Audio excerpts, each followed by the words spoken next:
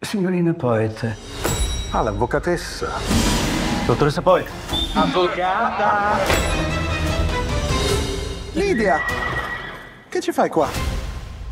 Non so da dove cominciare. Ho questa irrefrenabile pulsione a mettermi nei guai.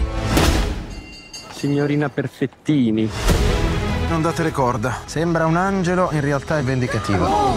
Mi lusinghi così.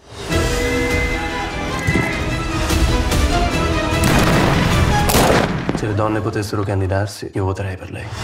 Vorrei essere iscritta alle liste elettorali. Lei è una donna. Corretto?